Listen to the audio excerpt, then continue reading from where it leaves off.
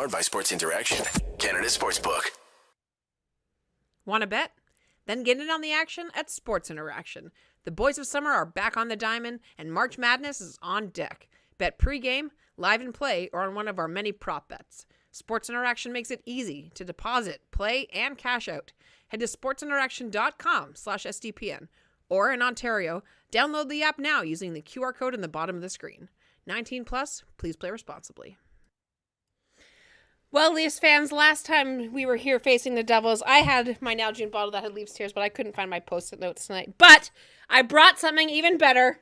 I brought Robert with me, who is now 3 for 3 on Game Over. Let's go. Leafs win. Leafs win 4-3 over the Devils. I wasn't stressed at all. Not at all. Worried. There was not a single bone of stress in my body. That was fine. We weren't like rage texting each other, screaming Justin Holl in different font types for different reasons. Or Kerfoot. But we won. We won. Thank goodness we won. End off that road trip, which was just a whole kerfuffle of emotions, with a nice big win over the New Jersey Devils in Timo Meier in his first game in the Prudential Center. What a nice way to end off that road trip. What do you think, Robert? Could that have gone any more stressful but more fun? It was so fun. Like, that's the thing. Like, I love back and forth, like, have fun games, but I went into this game expecting a loss. Like, I think a lot of people went into this game expecting a loss, especially with the messages we got yesterday about the lines, and then with the messages we got about the warm-ups. Well, so I think we should start at the warm-ups. Yeah, let's get that pride-colored elephant in and out of the room as quickly as possible.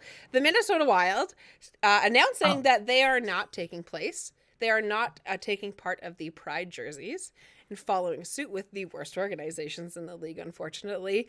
Can we talk about the fact that the Sens are on the right side of history and are seemingly leading the charge? It's so, like, I mean, like, just to give, like, credit where credit's due, especially with the Ottawa Senators, I was talking about Ilya Samsonov in the warm-ups, but we can also, this is also important. We can start with this. Sorry. But the fact that they went from having an owner that literally compared gay people to dogs, like, literally was like, gay people don't deserve this, dogs and gays, to this, like, even while that he was in power, like, the fact that they still had such a beautiful Love is Love campaign, they had, like, openly queer couples on these posters. But if you haven't seen the pictures online on Twitter of the Sens Arena on, I believe it was Saturday night, it was beautiful. They wrapped every seat in rainbow. They had basically the progressive flag wrapped all the way around. Like, we know teams can do it right, but we've also now seen that, like, teams have an excuse to do wrong. And the last time I was on Game Over Toronto, funny enough, was during the Ivan Provorov scandal. So, of course, they had to do some extra thing the night I came back. Like, what the heck? Welcome back. We're happy to have you. Thanks. And then, like, it's awful. It's like, we don't really need to speculate. We basically, all we know about the situation, if you aren't caught up or aren't chronically online like Lauren and myself, basically the argument was that the Minnesota Wild said it was an organizational decision or like a team decision, and they were supposed to wear Pride jerseys, and they just axed the Pride jerseys. So my question is, there's a bunch of Pride jerseys that were made. Are they going to sell any of them? Are they going to sign them and auction them off like I believe the New York Rangers did? Because that also happened in the time I was gone, is that the Rangers were doing something, but they signed the jerseys. So it's like, we knew this would happen. A lot of queer folks said this online, that if they, we will get to Leafs talk soon for folks just joining us. We warned people that this would happen. We warned them that, like, if you gave one organization was given the domino being like, you are allowed to not wear this, the rest of the dominoes would fall. Religious reason or not, just not wanting to do it or not. But, you know, we'll see military appreciation nights happen anyways. That's fun. Like, you know, the only required jerseys that we've learned for teams to have, I believe, are their regulars and their alternates and et cetera, are the military appreciation, hockey fights cancer, and I believe St. Patrick's Day is also in there, which is a fun time. Cool. Something about leprechaun. Like, I don't know. Listen, I'm Irish, like, you know, okay, Irish, proudly Irish, but that's not necessary. That's not necessary. It's like, as an Irish, like, it's hilarious. It's just like, this is where we're at. Like, really, this is where we're at. So it's just exhausting. And I think it's just a reminder that, like, it's hard to be queer in hockey. It just absolutely is. Well, and go ahead. And to cap that off, like I said, we are going to talk about the Leafs game. To cap that off, make sure you guys are spreading love online, not hate, because hate seems to be winning the fight lately. So there are lots of causes that both Robert and I have tweeted out about lately. Some of them are coming up very big, coming up new. Robert and I will talk about this more at the end of the stream, but let's talk about the Leafs for now. Okay? It's always about the Leafs. It's always about the Leafs. We have to go back. It's always about the Leafs. And I'm glad that the Leafs showed up tonight and did play well, even though the end of the first period, I was like, the shots were 15-3 at the end of the first period. And I was like, this is going to be like the Oilers game. It's just going to be like this, and it's going to be terrible, and we're going to have to watch the whole thing, and it's going to suck. And terrible, or good, no good, very bad day. Yes, the fact you came back from 2 days off. I know they went on a flight across the country, and I know they changed a bunch of times. But so does everybody else, guys. But Steve said this in the LFR, because I got a bunch of you watch this, of like, yes, it's on the road. No, I don't care. You had 2 days off. But there's also a couple other fun circumstances around this. And one of them is your second line center, and one of them is your third line center. Or maybe one of them is your second line center and one of them is your second line wing. Depends on who you ask. Yes. Ryan O'Reilly and Tavares. Having a successful surgery today, apparently, on his finger. That got hurt 2 days, like 48 hours ago now. 72 hours ago. 72, yeah. Looks like he's going to be out 4 weeks. But, the Leafs play well tonight in a nice little bounce-back game, especially one where in years past, if they lose Tavares, it's just a wash, right? It's we're just going to lose these 2 points. And just as a caveat, Tavares apparently woke up, not Saturday night, woke up Sunday morning feeling dizzy and then felt fine the rest of the day and felt fine on Monday. Right. And could have played tonight. That's the big thing. Is that it was precautionary measures, I think that they said. He's a guy that suffered concussions throughout his he has suffered concussions before, notably against Montreal. Like you do want to excise an abundance of caution. And he's no spring chicken. Not to see that he's old, but when I'll give you an example. So I was telling Rob right before the stream today that I went away this past weekend and I went snowboarding and it was a great time. And I didn't really hurt myself very badly. And then I was on my way home. I was on my way to work on Monday morning and I slipped on the ice right in front of the subway station and ate it. Like I totally cracked down, felt something pop. It was awful. And as you get older, it takes so much longer for you to like get back to normal after small things, like even just twisting your ankle. Like 10 years ago, when I was like 24 years old, I would have like walked it off and not even thought about it the rest of the day and not had to worry about it. And now 100%. I'm like useless for days. And you make a good point, Robert, about Tavares has had some concussion history in the past, and most notably, most recently, that awful one, which was just the penultimate concussion against the Montreal game. And anybody that's ever had a concussion, anybody that's ever had any kind of head trauma tells you that it will take a long time to get back to normal. Yeah.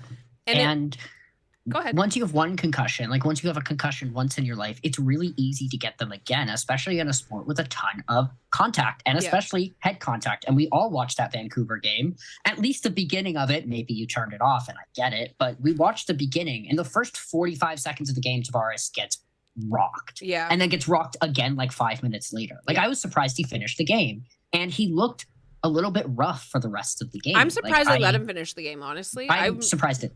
Maybe that's a whole bigger conversation about what it means to have head injuries in the sport. But he did not look great. And so I was actually as a Tavares lover, I have many jerseys of him. He's sitting behind me. As a Tavares lover, I was really glad he sat this game because guess what that means? They played Saturday. This was a Tuesday night game. Guess when they play against Saturday? He gets against the Oilers again. Against the Oilers again. And here's the great thing about Tavares as a player, and this has been happened time and time again throughout his career. He's better with rest. He is great with rest. Yeah.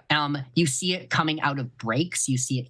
Last year was a bit of an exception. COVID, he had a really rough time with COVID. We do know that. But like after he has a couple days off, he's usually refreshed. I would lock in on, sportsinteraction.com/SDPN. Like I would lock in a Tavares goal on at least an assist on Saturday night, at least a goal. I would easily say that gives him a point, especially because like he's going to be going back to the center role because he won't be playing on the wing because his teammates are missing. But let's talk about tonight's game and who our second line center and third line center were. I don't know about you. I looked at this lineup and was like, are you kidding me? This is what we're going with? Okay. Well, and Mash in the chat, it says right at the beginning of the stream, so Bunt is back on the top line now, right? First of all, I would hope so. There's more to this I would question. hope so. Are we done with the Kerfoot experiment? I don't think I can lose Please. more brain cells watching that mess of a line. And this was something that Robert and I talked about when we were texting frantically during this game. Honestly, we might as well have just faced on each other. And it's so clear from the beginning of the game, like Kerfoot,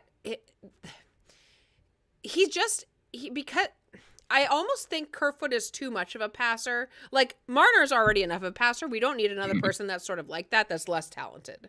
Like Bunting is way more likely to get in the blue paint and actually score a goal from there. Like at one point, Kerfoot was standing in the blue paint, and I was like, "Oh, that's cute." But what are you doing? Nice. Like you're never like I hope you prove me wrong, and I hope you score a goal from there. But historically speaking, you don't score goals from there. So like, why are you trying to make the shoe fit when it's very clearly on the wrong foot? Yeah, Kerfoot. You want bread, you go to the store. You want goals, go to the net. That's fine. But I have some questions, and I really would like Keith and the rest of the development staff to decide what Alexander Kerfoot is. Because once again, as Steve has pointed out, like you can't go from the fourth line to the third line, from the left to the right. You need to have some consistency.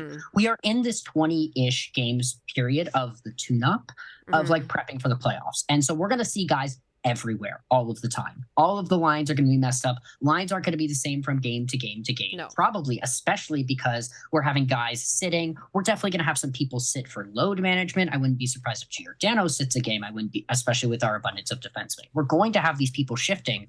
But oh my goodness, what is Alexander Kerfoot? I have a friend who helps me run our SDPN Discord server. His name is Butter. And I asked him, because he told me this phrase a long time ago, and I asked him what he said, and it was Kerfoot. He doesn't call Kerfoot the Swiss Army knife. He calls him the mid-army knife, because he can play anywhere, but he is mid at a lot of those places. And it's hilarious because there's nobody who wants these players to succeed like Leaf fans. There is like, fun fact, like the Boston Bruins do not want Alexander Kerfoot to succeed on his team. I would like Alexander Kerfoot to succeed. I would like Justin Holl to succeed. We need to give them the best possible chance to succeed. And that, at this point, doesn't look like it's the top line. I understand punishing Michael Bunting. I understand. He's had some trouble. Yeah. He proved himself in this game. He looked fantastic. Guess what he got? A promotion to the top line. Guess what happened? It worked out. And he also got power play time. Yeah. Well, and he ends up being the person to tie it up right in the third, right? And, you know, it's funny because those new guys, even though we know that the lines we still probably haven't seen what the lines are going to look like in the first game of the playoffs, right? Can we talk very briefly about Yarncroke with William Nylander and Sam Lafferty? How there was just like, oh, okay, there's just chemistry here. You just know where each other are, right? Whereas... And that's now, I'm not saying that you need to run that line out there and take Willie off of Austin's wing and all of this stuff.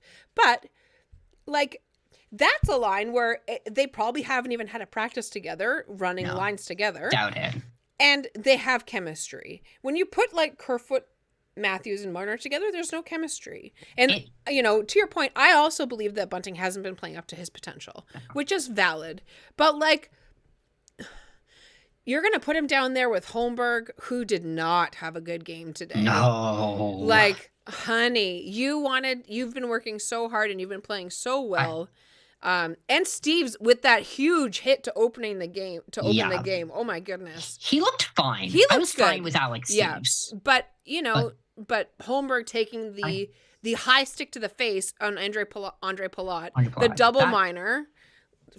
That could have changed the game. I wrote it down in my, like, the 4-minute minor defines a game almost always, because you're either going to score or you're not. And then William takes another penalty right after that. Buddy, they killed the 4-minute, and I'm like, okay, the momentum shifted. You've killed off a power play, and William Nylander, what are you doing? But the thing with Pontus Holmberg is I went to see the Marlies on the Family Day game at Scotiabank Arena, and I'm watching Pontus Holmberg play, and they're playing against, I believe it was the Utica Comet. They were playing against the New Jersey Devils farm team, fun fact. Okay. Which is hilarious to me, which is also why I think Pontus Holmberg was brought up, because he looked like an NHL player in that game. compared to AHL players, Pontus Holmberg is an NHL player. Right. That's at least how it feels.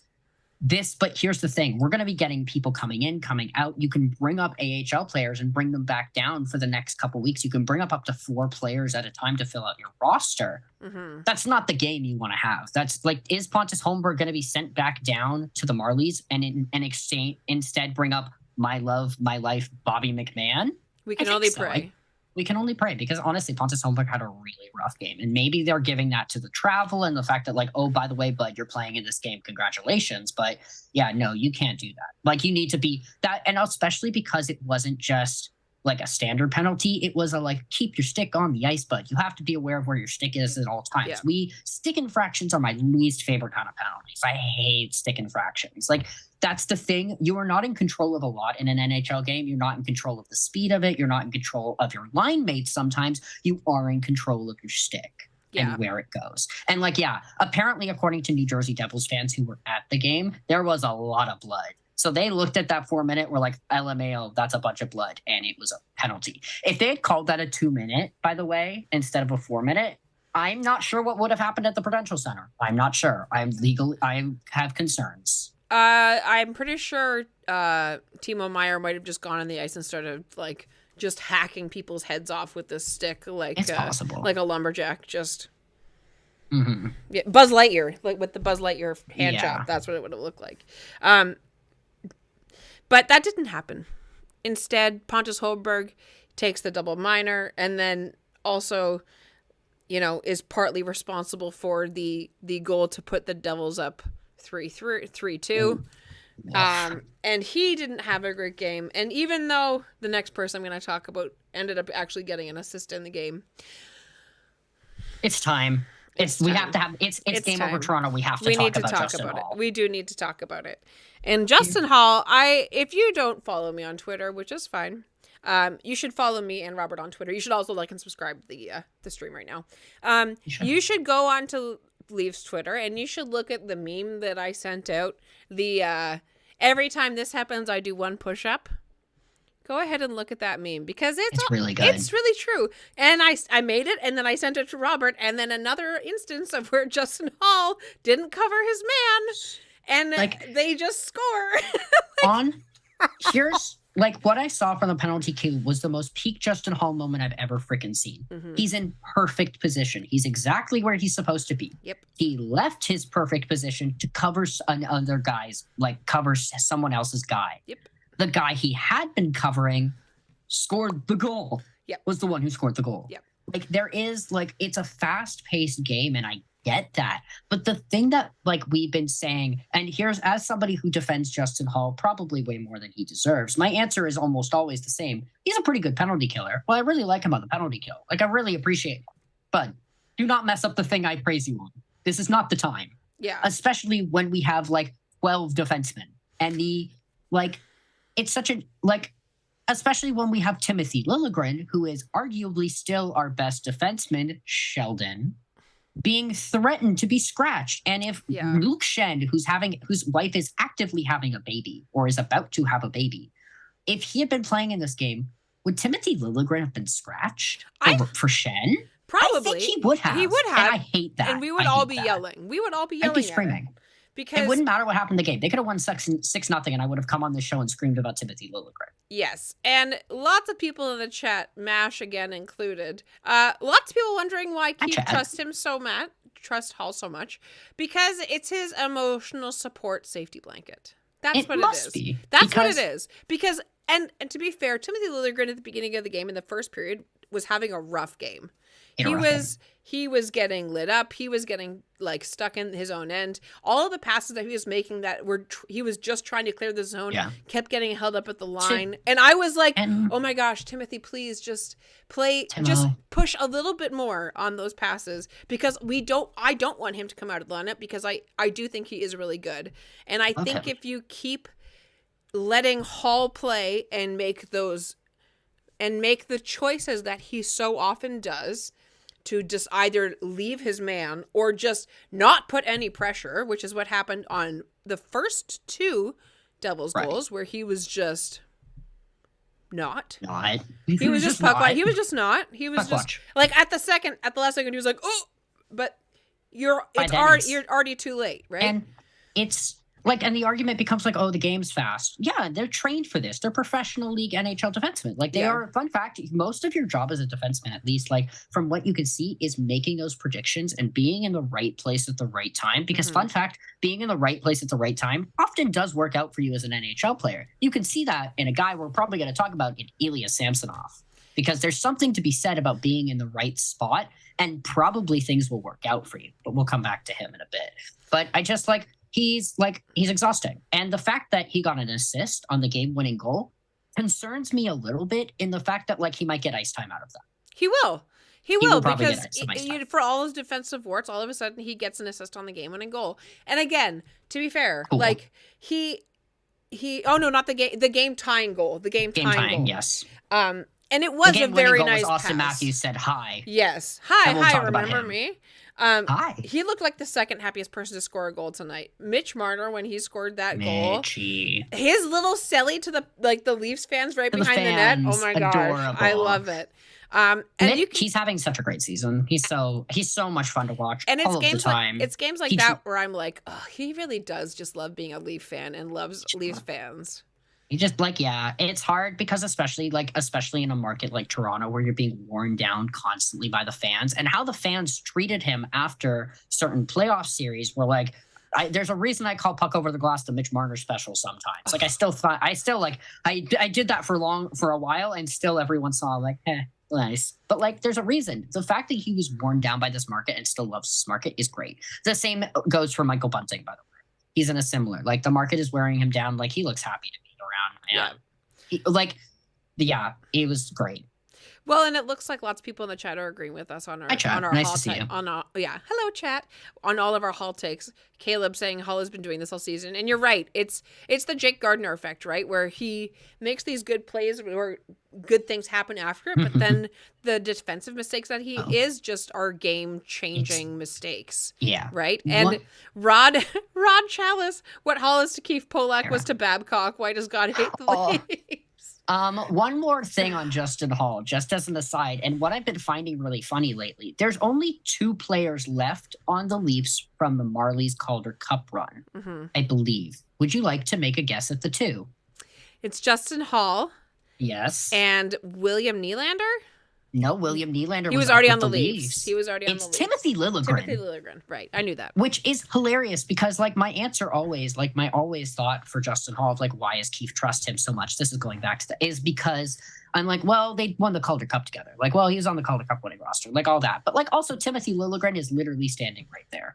I made a tweet when Rasmus Sandin was traded, being like, the only Leaf left is Timothy Liljegren. And then everyone's like, Justin Holl. And I'm like, I didn't want to remember him, actually.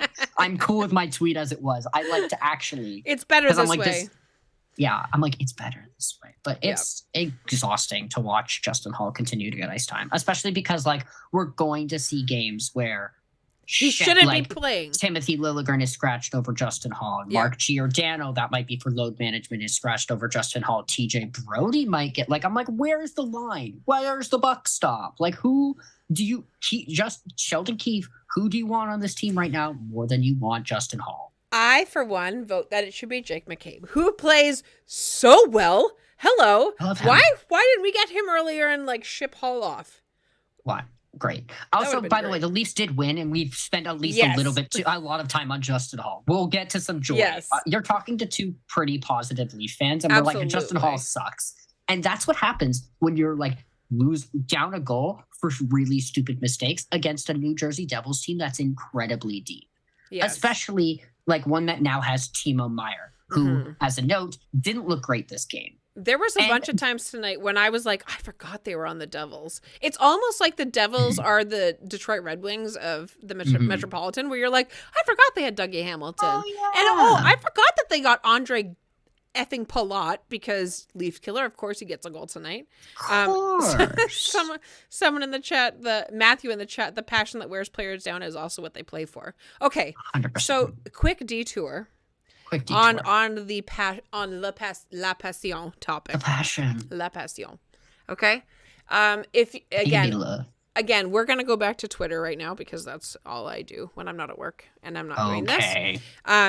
Somebody made, Tim and Friends posted the Blue Jays, Jose Bautista with the Moneyball moment, right? Right. And if you lived in this city, you remember that. You remember watching it. You probably remember where you were when that happened. I remember where I was. Yep.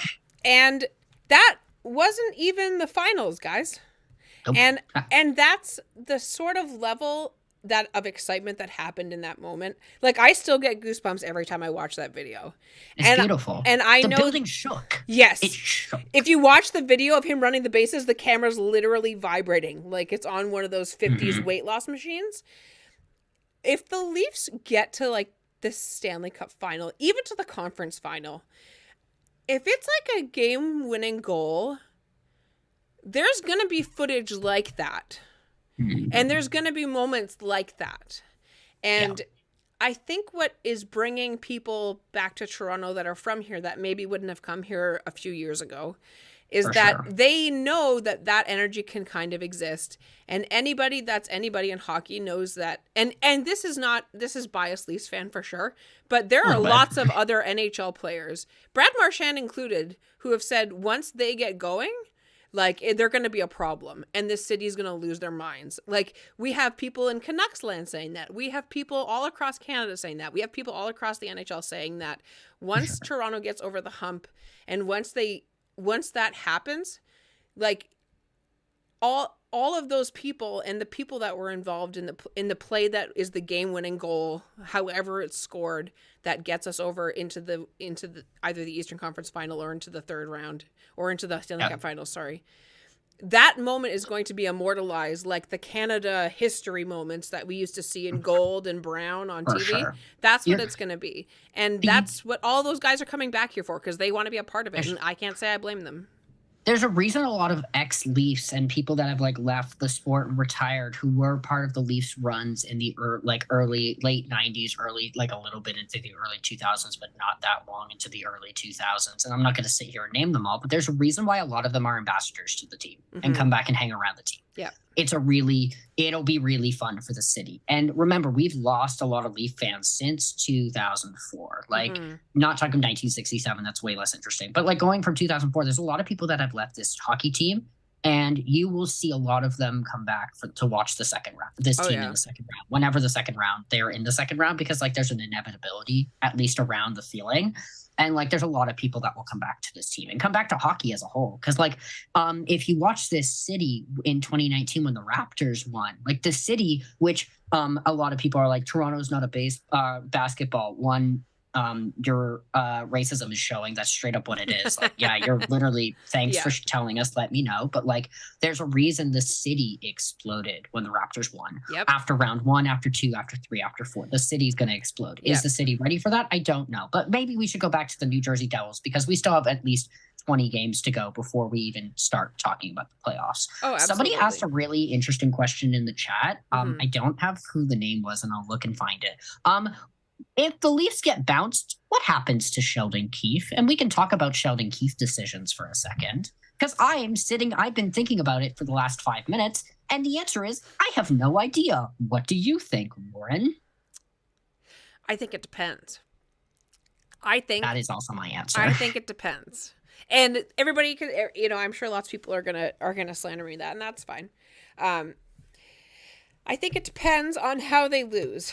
And if they lose, everybody's going to be mad, and somebody's getting fired. I don't know who it is. Who are we pointing fingers at? I would guess not Sheldon Keefe. I would guess Kyle Dubas, because I don't like that. Keefe, I don't like it either. But Keefe has like a ridiculous winning percentage. It's wild. Ridiculous. It's clear that he, to some degree, knows what he's doing. Not saying that he's perfect. I'm not calling him Barry Trotz. I'm not calling him anybody else. I'm not calling him John Cooper. I'm not saying he has every single answer. Like, we're all sitting here talking about Kerfoot and Holl and all of these other decisions. And I think that if coaching decisions are made in a way that affect the outcome of the series, and an example of that would be if he is giving Justin Holl and Morgan Riley top pairing minutes. The Patrick Marleau of it all. That is, yes. The Patrick Marleau of it all. The Ron Hainsey of it all. The Ron Hainsey. Okay? Like, it's Groundhog Day. We know what it looks like for a coach to make a bad decision. I've seen this episode before. If he makes a decision like that, or in taking Bunting off the top line and putting Alexander Kerfoot on the top line instead, and that leads to all of these other goals for the other team, I think, of course, it's going to impact his employment future. I don't want that, but, you know, I also don't know if I also don't think that firing Kyle Dubas is the right thing either, because someone will take him within like 45 seconds. Yes. He doesn't have a job. Also, he's going to go on vacation to like Muskoka for 7 days and come back with a job in some organization. I don't know if it's a GM, but it's an analytics guy. It's whatever. It's a scouter, because, oh my goodness, this man's scouting is wonderful. The fact that we barely picked in the first round in the last couple of years and still having these incredible players, Matthew Nyes, who we're all just staring and licking our chops, being like, are they going to lose in the Final Four? Well, please enjoy my camera deciding I don't have a face anymore. If they don't make the Final Four, can I please come back? There we go. Welcome back. Yay. Maybe. Anyway, happy to see you. There we go. Anyway, so like if Matthew Nyes is like, we're all licking our chops that we're begging to lose before the Final Four, even though they're projected to win. We know what projected to win looks like. Like that was a scouting decision by Dubas, and it was a second round scouting decision by Dubas. But anyway, he'll have a job no matter what. So it's just like, it's fascinating. I do think you are right. It's going to be coaching decision. But I will say a coaching decision I really loved in this game is how well Keith was able to match up the New Jersey Devils fourth line with our big boys, with the top line. The New Jersey Devils team deserves a lot of credit, and I think they're going to run away. I don't think there's any chance they lose the Metro division right now. I just don't. Who they'll play is a bigger question, because there's a dogfight in the East for the wild card as a whole. And the Metro has decided that Metro overtime is a thing that my friends who love the Metro say, because every Metro team goes to overtime literally all of the time. Like there's no way to run away. I do have concerns about their fourth line, but like I think those are the kind of things, those are nitpicky. And I do think Timo Meier will figure it out with that team. It's just Lindy Ruff runs a really complicated system as a whole, and it's really hard to bring in new players there. And I think he's just struggling with that. And also, like, once again, he was a deadline deal, and he sat for a while and was like, I don't know where the heck I'm going for like 2 weeks. Well, and listen, there's lots of players on the Leafs that we've been saying aren't necessarily completely up to speed at this point, right? God, no. And like, it's not even been a week since the trade deadline, everybody. Let's pump the brakes on saying that Timo Meier is a wash in New Jersey, because he's fine. Yeah, he's going to be fine. He's going to be, and New Jersey has in the last couple of years especially been able to draw a lot of the free agents there in the summertime. I mean, I know that the trade deadline's over and we can't sign anybody else, but you know, they've got Andre Palat, they got Dougie Hamilton, they now have Timo Meier, right? Like they have one of the Hughes bros, like they have all of these pieces. Yes. And you know, even their goalie Vitek Vanacek has been fantastic since the new year. Yeah. And you know, it's nice to see the Devils back up on the upswing, because I do think they're a fun team to watch. And they were so good in the neutral zone and off the rush tonight. Like every time suffocated in the first. Every time the Leafs made a slightly off the mark pass, the Devils were on it in their zone again. None like, for you. Thank you very much. I'll be taking that. Here's your lunch money. Go away. They had a couple, like the fact that that I think is a testament. Let's go back to the positive of this game. That's a testament to William Nylander, the hockey player, by the way, because who had such a good game tonight. His goal that was Yarncroke's goal. If you look at the goal, every single player on that ice is staring at William Nylander. They're staring at Nylander, and still they're all staring at him, and he's still able to feather this little pass to Yarncroke, who's wide open. Yeah. But it's a testament to how gosh darn good of a hockey player he is. And it's hilarious because this happened again, the Devils and puck watch. Big Matthews, you did leave him open at the hash marks. I know he's had a rough season at the hash marks. And also Austin Matthews, thank you for proving me wrong. I was chatting in the SDPN Discord where we live watch all the games. Fun fact, we have a game day chat and watch the games. So it's super fun. We just chat with like 30 or 40 Leafs fans all the time. And I was saying to them as I'm like, I think he, like, at the end of the season, whenever the Leafs play their last game, whatever round that is, like, he's going to go off and have a surgery. I was like, he's had a back injury throughout his career. I still think he's got something going on. But I swear he heard me say that because then he scored like 2 minutes later. I'm like, what the heck, man? Well, no, no, that was exactly the moment when you were like, oh, hey, I'll come on the stream with you. And that's when we started winning, actually. Actually, it was great. Yeah. Wow. But yeah, like, seriously, I swear he heard me because I'm like, seriously, it's really like, I know he's had a rough season. That's still Austin Matthews. Yeah. Maybe don't leave him alone in the hash marks. And also Michael Bunting being like, I'm just going to let this slip right between my legs. Like, I'm just going to out of the way here. Just kidding. Yeah. And then, the Wizard of Oz reveal behind of Austin Matthews haunting the Devils. I'm really enjoying the metaphor in chat that just says Keith's cake won't rise because they're talking about Dubas giving them the groceries, but you can't cook. Anyway, very funny. I wonder. I'd love to see a risen cake. That'd be nice. Before we end the stream, because we've been talking for a while, can we talk about Ilya Samsonov for a couple minutes? That man deserves some freaking credit for a couple different things. Literally. Yes, me and my precious notebook, which was very short tonight. The second thing, my emotional support notebook. Sammy saving Bud's asses 1 minute in. That's the first thing I have 1 minute in. Yeah. Here's the thing. So Ilya Samsonov, if you didn't see, we froze for half a second. Ilya Samsonov, if you didn't see at the very beginning of the game, apparently took a puck off in warmups. And some people say it was knee. Some people say it was in a couple different places. But, he took something. Something almost brought him out of this game. I think I think he got tapped with the puck and then was like, I'm going beast mode this game. Yeah. He looked really great for long stretches of the game. If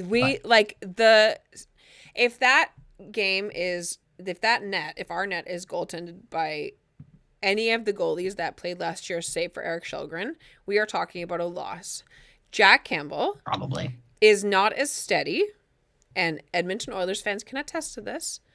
Ilya Samsonov is more steady. He is more consistent. He gives you more saves in a night that maybe you don't deserve than Jack Campbell did last year. Jack Campbell had a couple of really good games for the Leafs, especially during his tenure here, and there's no denying great playoffs. That. Absolutely. He was a great player for us, but he was also never felt good. He was never somebody that was that made me believe that he could steal a game. And while I don't think Ilya Samsonov necessarily, I have it set in stone and I'm going to get it tattooed across my chest that he's going to steal a game. I think in games like tonight, if the Leafs play more solid defensively, there's a chance that those goals that go in don't, or at least fewer of them. And it seems like the opportunities, the goals that other teams are getting are because of second and third chances where the Leafs aren't aren't having an opportunity to clear the puck, or they're just not clearing it successfully. Yeah. Or go ahead. Or my only other thing is he doesn't see that puck. This is my only gripe with Ilya Samsonov. And I was talking to my friend Jess, who's a Washington Capitals fan, from the moment we got Ilya Samsonov. I'm like, tell me a little bit about him. And the thing that she told me was the fact that he doesn't track the puck. Yeah. And that the fact he gets he's really athletic. He's an incredibly athletically gifted dude. And his athleticism saves him sometimes. And you can see it as a Leafs fan, especially when he decides to leave the net. And he still catches the puck. Yeah. And you saw it 3 or 4 times tonight. And this is what worried me. And I'm like, we need to keep working on this. Is he didn't know where the puck was. He literally had it in his pads and you can tell when he does it. You'll see this every game. Yeah. When he starts looking behind himself, it's when you know, Sammy had no idea where that puck was. He saved it, and it's great. And most of the time he saves it, but it's why he often gives up these point blank goals. At least that's what it feels like for me. It's he is not a great puck tracker. And then we have Matt Murray, who has had to wear the goggles in practice that are working on tracking the puck. I really Curtis Sanford, our new goalie coach, has been really wonderful this year. I believe that's yes, it is. Yes, he's done wonderful work because honestly, I think the goalie coach last year, our previous goalie coach, had a lot of struggles. Steve Briere. Steve Briere, a lot of people did not like that man for valid reasons. I think Curtis Sanford still has his work cut out for him, and he still has some time to do it, but that's my only concern in goaltending. It's why I'm not actually that pressed that they didn't go out and get a goaltender. I was pretty sure we were not getting Thatcher Demko. Yeah. That would have been a blockbuster of a trade, though. Yeah. Also, Elena has a camera in the chat. Willie got the belt and regave it to Sammy, according to Austin. Yay! Also, we love Elena in this house. Absolutely. Friend of the show, He Elena. deserved it. Yes, absolutely. Samsonov keeping them in that game. They should have, honestly, they probably should have lost that game for how well they didn't really play in the first period.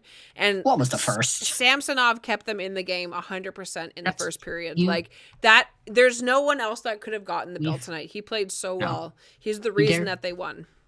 They've proved it in the playoffs time and time and time and time again with the teams that win, short of Vasilevsky. But like, you don't need an incredible goaltender to win in the playoffs. You don't. Mm-hmm. Look at the Oilers last year. They won 2 playoff rounds with Mike Smith mainly manning the day. You do not need to have the world beater. It's really handy, but you don't need a world tender. You do not need the world's best world goaltender. beater. Yeah. Yeah, We don't need Cthulhu in the net. No, the Colorado Avalanche did it last year with Darcy Kemper. He's still a really wonderful goaltender. I'm pretty sure he still leads the league in shutout, or he did for a really long stretch of this season. But like, you don't need a world beating goaltender. You need really strong defense who can clear away the rebounds, and you need a goalie who steals you a couple of saves and gets you saves above. There's a reason saves above expected is such a fascinating stat. I haven't looked at tonight's stats, but I'm assuming Ilya Samsonov's save above expected is higher than you think it is. It's probably sitting somewhere in like the 2 to 3 range, which is pretty high for a goaltender. Yeah, he played really well tonight, and I'm glad. Well. And he plays better when he plays consistently. And I'm sure he was not satisfied with how the game went the other night with Matt Murray. No. And I imagine he was like, "This is my opportunity to show them that they're making the right decision."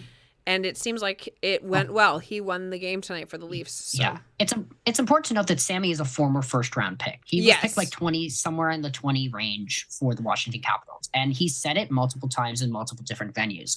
All he's wanted his entire career is to have the net, is to have the reign of the net.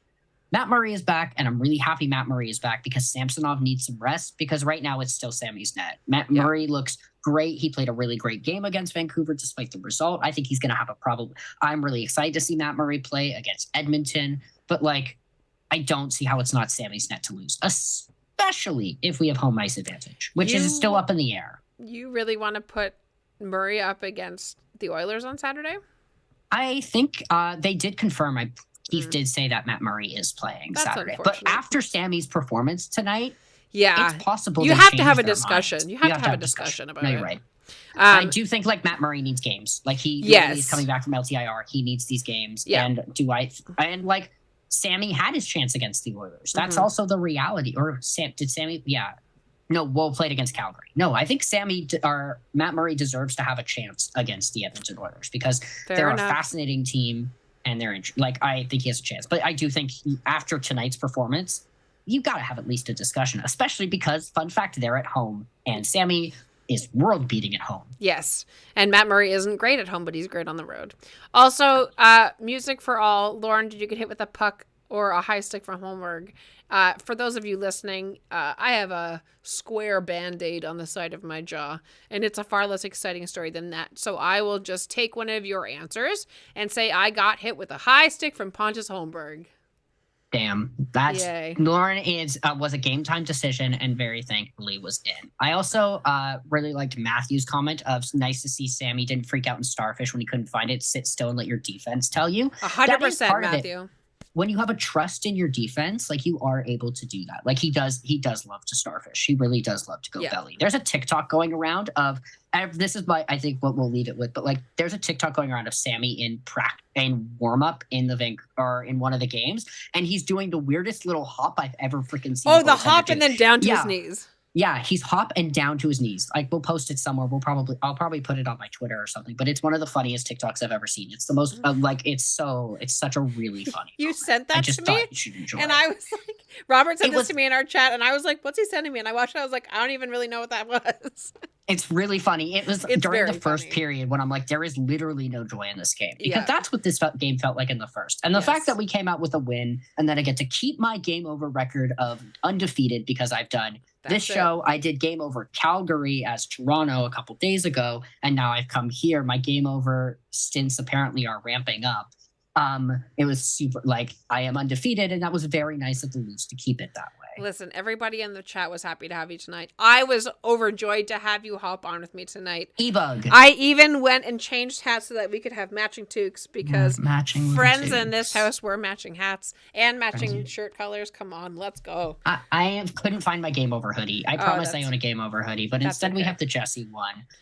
Well, Jesse Blake said no to the New Jersey Devils tonight. Adam Wilde and his New Jersey Devils. Oh, Adam Wilde. I did text Adam, and he said he was incredibly sad, but he thinks the New Jersey Devils will bounce back. So that's nice. We have to talk about what you're doing tomorrow before we go. That's the only other thing. We do. Tomorrow, and I don't know if we actually hammered out all of the details for this yet, but there is going to be a video up on the SDPN channel. I believe we decided on a video, not a live stream. I believe so. It's going to be a premiere around 7 p.m. Eastern. We'll tweet about it, but what's the video about? So it is for International Women's Day, because tomorrow, March 8th, is International Women's Day, and we are having a smorgasbord of different women in the sport that we all love so very much. On that video tomorrow, we're going to have Liz Knox from Noxie and Cax. We're going to have Sam Chang from Game Over Toronto. We're going to have Liz. We're going to have Rachel Dory back on the show. We're going to have all kinds of different people, all kinds of different segments, talking about women in sport, talking about the great that they do, talking about what we can do to support more women in hockey and to grow our sport and to be more inclusive, not only to people in communities like Robert and mine's in the gay community, but also, bringing women in, and of course Indigenous people on Indigenous Rights Days and Black History Month and all of that. SDPN, we're always trying to do more to reach more of our communities, and doing this video tomorrow is just a small thing that we can do to try and show what women can do in sport, because hey, this sport's always better whenever we get more women in it. So let's keep the goodness going, and that will be not live tomorrow night, but it will be premiering tomorrow night. And it will come out sometime late tomorrow. Yes. We will tweet lots, and I'm assuming Lauren will tweet about it. Yes, I will absolutely be tweeting. Yes, everybody involved and all of the SDPN people are going to be tweeting about that. And then, all kinds of good things happening for the... SDPN does its best to both talk the talk and walk the walk. So these spaces of what does it mean when people who don't get opportunities actually get opportunities, and how incredible the work they do. And you can see it throughout all of the game overs. I get to pump your tires for 30 seconds. You see it in the game over. You see it in the content they create in SDPN spaces and out of SDPN spaces, because a few of them do lots of things in lots of different places. Mm-hmm. But it's incredible work. And what does it mean to give people spaces? And it's important to give people space. And this is one way we can give space on International Women's Day, but also you can see and support their work all of the time in all of their different spaces, in all of their different Game Over shows or Twitter, or however you want to support people. So that's our little soapbox moment to begin the show, and our soapbox moment to end the show. Support people that deserve supporting. Absolutely. And maybe call out the people who don't deserve supporting. Hello, Minnesota Wild. You will be getting a very strongly worded email from me in the next 24 hours. That's right, guys. Make sure you're supporting people that are encouraging love and acceptance, and not choosing to promote non-inclusivity or choosing to not be voices because there's people in the room saying you can't do that. Make sure that you are standing up for the little guy, and make sure you're standing up for the communities that you're a part of. And of course, at SDPN, we're always trying to support all of the communities that we're all involved with, and trying to fix the sport that we love so very much and make it better and more welcoming for everybody, because heaven knows we could all use a little bit more positivity in the world. Am I right, Robert?